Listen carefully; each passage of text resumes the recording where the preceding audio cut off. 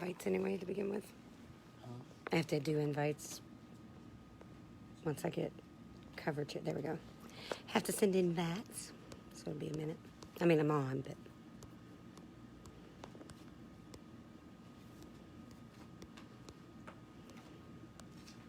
Boy, that was fast. People are already on. Hi, guys. I know you're all waiting for me. Sorry. I'm going to send some invites. Some people asked me to invite them. And I'll wait a little bit because I don't want to have to say everything over again. That's kind of why I'm here.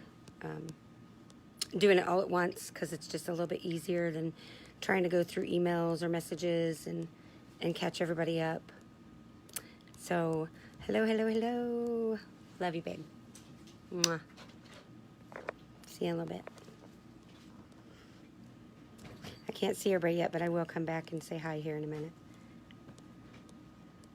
It's really good to be back. Really good. I was so isolated, I felt. And as I've learned through this process, I am in a domestic violence beyond trauma is what it's called group. That is exactly what abusers like to do, is isolate you. So unfortunately, I not only deal with domestic violence in my past, but I have that kind of a thing going on online. So it's very depressing at times, lonely, but I'm really glad to be back. I don't know. I'm going to keep inviting a couple more people here. Because like I said, I know what's going to happen. The minute I get off, they're going to be like, oh, I missed you. And I didn't ever, know you were on. Because that's another thing. I don't have my notifications. A lot of people aren't getting them. So let me say hi to everybody. Okay, hi, Nicholas. Hi, Nicole. Hi, Angie. Hi, Holly. Jody. Lene. Thank you. Thank you, Holly. I got a smile on my face. It's still been hard. Hi, Michael. Very nice to see you, Michael. Good friend. Been friends for years. Jody. Hello. Regina. Hello. April. Hi. Dottie. Hello. Christy. Heather. Hello. And Shelly. Hello, hon. Hi, Dale. Hi, Mariah. Okay. So, hello to everybody. I did come live for the first time in forever on two of my light pages, which I've listed both of them here.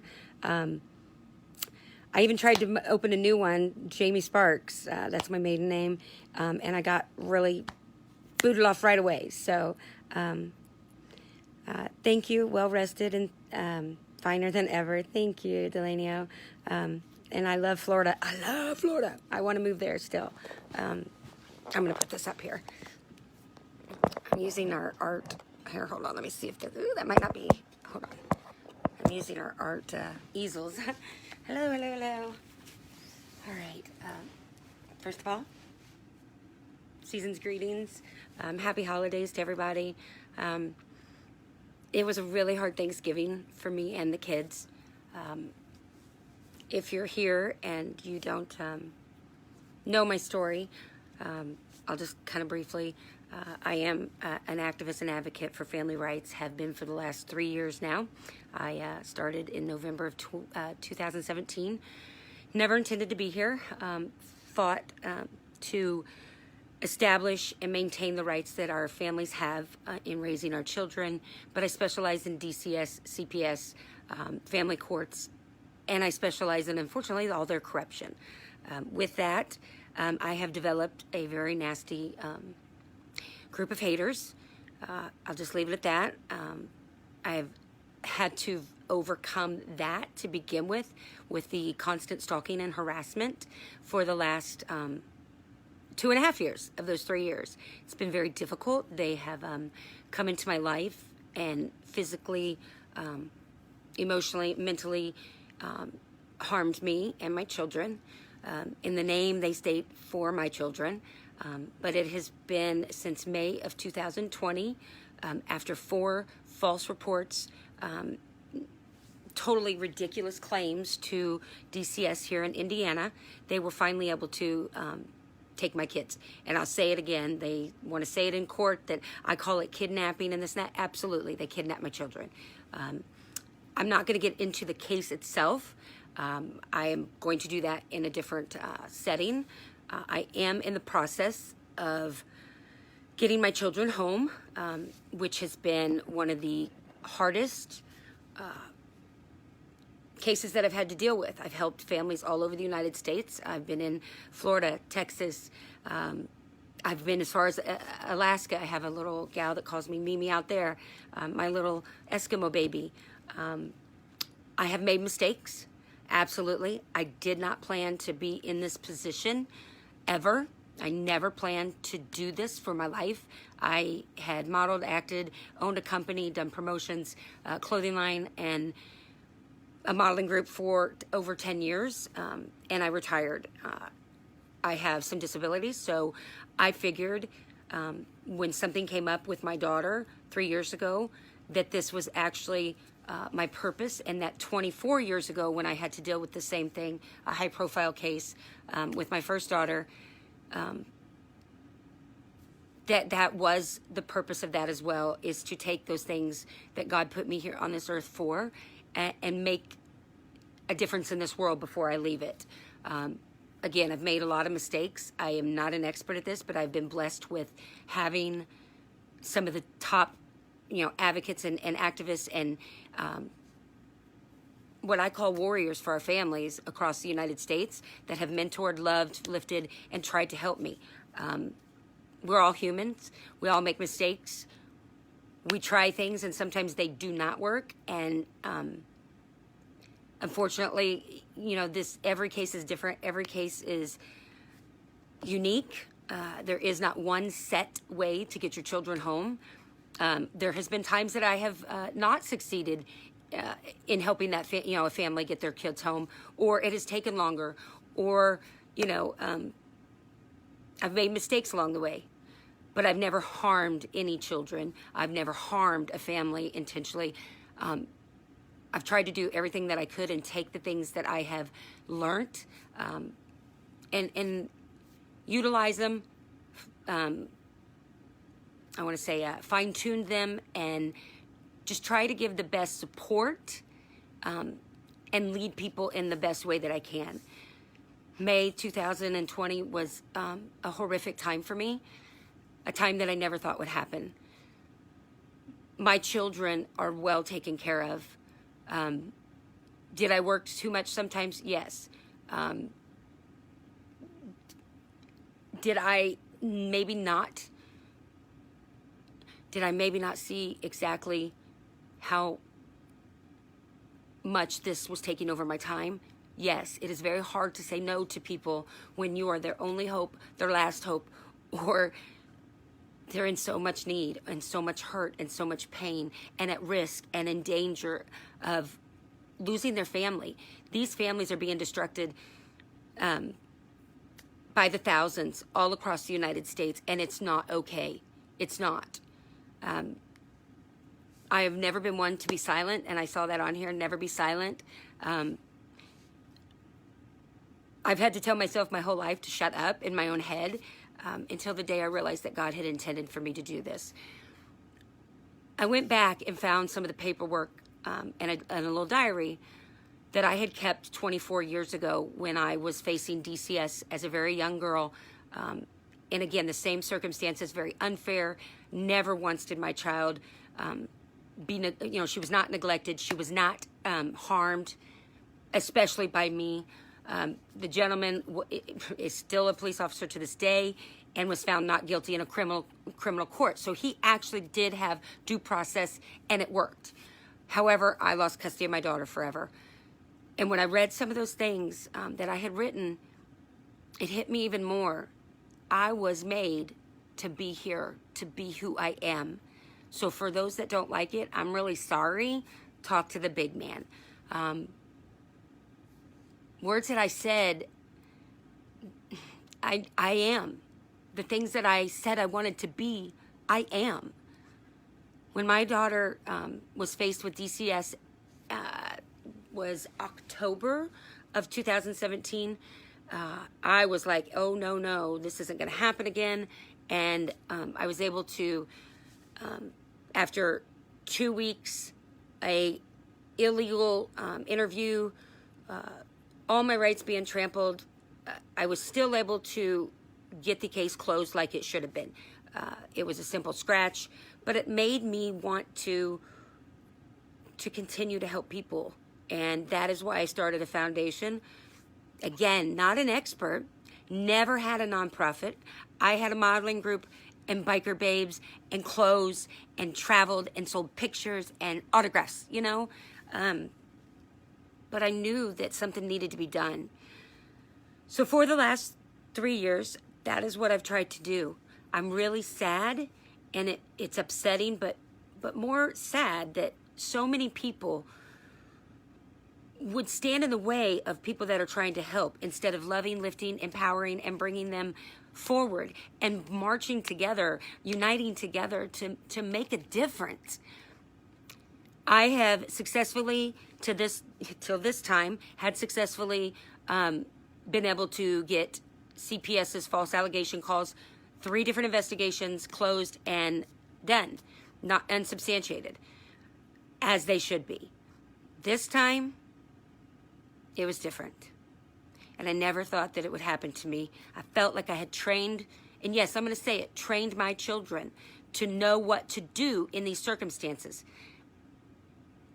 It's not telling them not to tell of abuse, because please understand, I want children to know that they have a safe place and a person they can tell, which we should teach our children. I did teach my children, if I am ever harming you, please seek help. Go to your counselor. Go to your school. I don't want them to ever feel like that they had no option. But I let my guard down, and I let them go somewhere, and that is where DCS of Indiana came in, one specific caseworker. I'm going to name her name. After what she did with false allegations, lies that so much involve even the police department, that harmed me and my children. She lied on the stand. She treated me completely disgusting, no care about my children, and did it in the name of my children. Angela McFeely, within 3 hours, first she showed up. She had an attitude from the get. I simply asked her to uphold my, and this is going to be important, I asked her to follow the due process. Even the due process is not a normal one of criminal courts, but it's still a due process within their court system. And a warrant is called a motion to compel. I had been put through that. When you are put into that, you're allowed to go to court. You're allowed to at least have your defense bring any evidence or whatever you need to. Do most of the time they compel you? Absolutely. And I was too. I was blessed enough to be able to set up some guidelines, and that is, again, why it's important that we get to court or have that say. And I want to say hi to everybody. I apologize, I'm not saying hi, but I'm going to try to get through this pretty quickly. This time, she came to my house. I made sure she knew they were all false allegations. I did not let her in my home, and I said she could not interview my children. She left this residence with the ending words of, I will get my motion to compel. Okay, took a week, the time before. I wasn't expecting her to be back within, a few hours. She went ahead, evidently knew where my children were, even though I did not know that. At that time, I tried to start contacting those, that family, and I was told that my kids were fine and everything was okay. I was battling an illness, and I was tired. I did not ignore, nor would I ever, nor do I suggest, ignoring a caseworker. And there are steps. I'm not saying don't cooperate somewhat. There's always a way to cooperate to a certain extent while upholding your rights, protecting your family, protecting your children, but making it easier on you. and this again will be very important when I tell you what happened in court. We should not be punished for wanting to keep our rights as Americans. I have a right, a fundamental right to parent my children. There is nobody that actually knows me or is with me in my real life that could ever say that my children are abused, neglected in any way. They are spoiled rotten. Did I have battles? Absolutely. My kids are special needs. Hi, Misty. Hi, Gina. And my kids have some behavior problems. And it was difficult. And I have a divorce, where we're separated. And no matter how much co-parenting we do, there's always issues. So, were we the perfect family? No, there is not one perfect family. We all make mistakes as parents, but my children were never at risk, never neglected. The things that were said, the allegations that were made were completely false. Nothing whatsoever was valid. Miss McFeely went and interviewed my children, stating that she was using the, and I hate this word, I can't even say it, so I'm going to say emergency. It's one of those words that throw me a little bit. Extenuant. I can't say it, but I know what it is. Emergency circumstances. That the mental and physical health of my children was at risk unless they interviewed them. Simply because she could not get in my house. Now, if you don't know me or you don't know the whole story, less than a year prior to that, when I was compelled, they were in my house. Not only them, but the police. And the police have been here since then. I know, not perfect again. Yes, police were here at different times. Never once was there a concern of my kids. I was able to, and this doesn't happen very much, have their interview recorded through the body cams and the dash cams of the police officers that I requested in court to have with me when CPS was here to view my house and interview my children. The allegations were I was a hoarder and had a filthy house. I did not feed my children, and I was drugged out all the time and didn't take care of them. Once she got there, she used these emergency circumstances, and I feel to definitely put pressure upon my oldest. I don't hate my oldest. Am I upset at the situation? Yes. But do I love her? Yes. And do I now, even as time goes on, have more understanding? I'm trying. I want my family back, and that includes her and my grandson and everyone else that's in that household, my son-in-law and my 2 step grandkids. When she did that, somehow, all of the things that came out of my kids' mouth. Now, I'm going to tell you this. She was there 3 hours. That was stated in the hearing that my kids did not want to speak to her. They hid. They thought that CPS was bad and kidnapped children. Okay? I have a fundamental right to raise my children and teach my children exactly what I need to. If I had a religion, it is my right to do that. And so is the fact that I don't feel, I know what CPS does.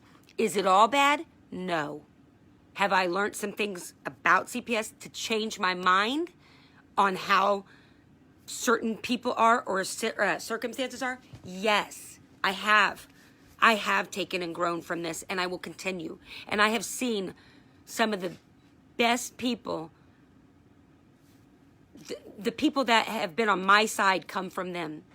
Not from CPS, but from the caregivers, the visitation supervisors, the therapist, and I'm going to have to plug you guys in. See, my kids ran my phone down. They like to do that when they're here, and I try not to let them have it all the time. I hope I can make this work. Okay, good. Everything that was said was identical to the allegations that were put forth. Food all over my floors, feces. I had my kids caring for 7 animals hamsters, a gecko, and 1 cat, and 2 mice. Yes, I did have them caring for them because they're pets.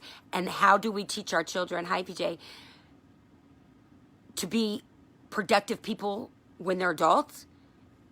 To be responsible for their actions, for the actions of the animals. It was their responsibility because they wanted them. I have enough responsibility in this house. The allegations then got worse, such as Chloe was taking care of my kids and only her. She was cooking all their meals, which unfortunately they stated were crackers and eggs. Not true. And many people could see that in the past. I spent a lot of time on Facebook, and people could see even there that my house, look, it's lived in, but there is no food, no mold, no disgusting drinks sitting around. You can walk on every part of my floor in every room, unless the kids are here and they destroy their bedrooms again. I have one room that is a storeroom, a stock room that has became a catch-all. Who doesn't? But it's not a room that my kids don't play in, and I have a 3,700 square foot house that they live in. They each have their own bedrooms. They are bathed on a regular basis. Chloe does not like to brush her hair, and we battled with that ever since she was little. There's a picture on the back of my wall here where I cut Chloe's hair because I got so tired of it, and she hates it. And so that was a battle in itself. We pick and choose our battles. That is not one I'm going to pick, okay? At that time, and again, I'm not going to get too much into it, but at that time, they had come from a visit from their dads. I had them 3 days, but yet was accused of 10 days of not bathing. Absolutely ridiculous drug allegations. And it just got worse. The caseworker continued to lie. She continued to fabricate things. And I have a lot coming out. Let me just tell any of you here, I appreciate some of you that are here that are not big fans of mine. I welcome you, but I ask that you keep it nice and calm and respectful, or I will block you. And I've already started. That's what's going to happen. I don't have time for any of that. Just don't. So welcome. I hope that you understand. I am here sharing my story as well as my kids for a reason. There is purpose in my life, in my skills, my experiences, just like yours. We all have a purpose in life, and I know mine. Am I the expert, expert of all experts? No. But I'm pretty good at what I do. Some people want to say, well, you're an advocate and activist. How did your own kids get taken? Guys, it can happen to anyone. Within 3 hours, they had my children seized. She tried to come back, and in the courts, it states exactly this. They did not decide to detain my kids even after interviewing them after 3 hours, where my kids did not want to, where eventually, wouldn't you just kind of talk and go along? These interviews are not recorded. That is why I honestly started the foundation, and my main mission was to become, to get body cams on all of our caseworkers, or all interviews to be recorded with our children. We were not allowed to cross-examine our children, my children. My attorney was not allowed. It doesn't make sense. So basically everything that was said and they wanted was written down in that. Within 3 hours, she came back to the house. I did not answer because for 4 days, I was up all night with my children because they were on a different sleep schedule from the other parent. Happened, not bashing, but we tend to have different ideas about bedtime and sleeping habits, and on vacation. Yes, they're allowed to stay up a little later, but I don't parent the same